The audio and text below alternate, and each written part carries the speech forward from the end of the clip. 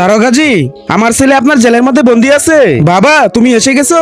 হ্যাঁ হ্যাঁ বেটা। আরে বুড়ো, কে রে তুই? দারোগা সাহেব, এটা আমার ছেলে, এর সাথে আমি দেখা করতে আইছি রে। তুই কি জানিস রে কতটা খতরনাক আসামি রে? তার জন্য একে আমি তোমার সাথে কথা বলতে দিব না। আরে তাই কি হয়েছে, আপনি কথা বলতে দেন। এই যে এটা বলেন, আয়সা গেছে আমার বাবা, কোনো না কোনো একটা চক্কর খাটাবে। আবে তোর বুড়া ভাবে করবেটাই কি রে? এ তো দেখতেছি ন্যাংরা রে। হ্যাঁ, আরে এত ইজি নিও না বাবাকে, পুরানা খেলোয়াড় রে, পুরানা খেলোয়াড়। দেখিস কোনো না কোনো চালাকি খাটাবে আমাদেরকে জেল থেকে বের করার জন্য।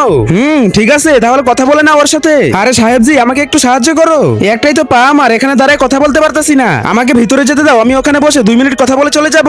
এর জন্য তো তোর পুরো শরীর তল্লাশি করতে হবে রে। এই একে চেক করে দেখ, কোনো কিছু নিয়ে আইছে নাকি রে। আমি জানি রে, কোনো না কোনো কিছু তো লুকিয়ে নিয়ে আইছে রে, এত তল্লাশির মতো ধরা খেয়ে যাবে রে। আব্বি বললাম না পুরানা খেলোয়াড় রে। এই লাঠিটা একটু দে তো দেখি।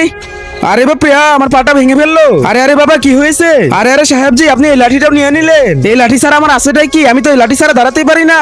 যেতে দে রে একে ভিতরে।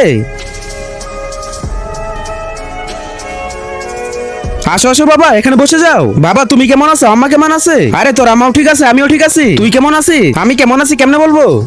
3-4 মাস ধরে ঝেল কাটতেছি, কোনো খবর টবর নিয়েছিল তোমরা আমার?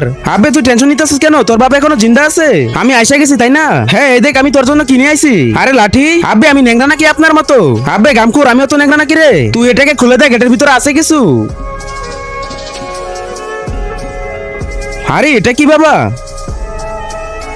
এখানে তো দেখি ছোট একটা মোবাইল। এটা কি রে? এটাই তো প্লেন রে। স্যার, ওই বুড়া তো আবার কিছু করবে না? আবে ওই কয়েদির বাবা ন্যাংরা রে, কিছু করতে পারবে না রে। কি বাপু, বললাম না বাবা আমার পুরানা খেলোয়াড় রে। লুকা লুকা দারোগা সাহেব আসতেছে রে।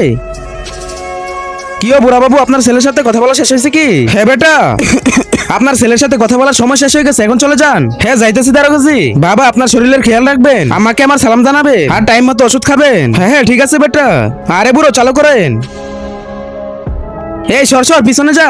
বাবা, বাবার প্ল্যান তো বুঝে গেছি তাই না? এখন দিতেছি কল।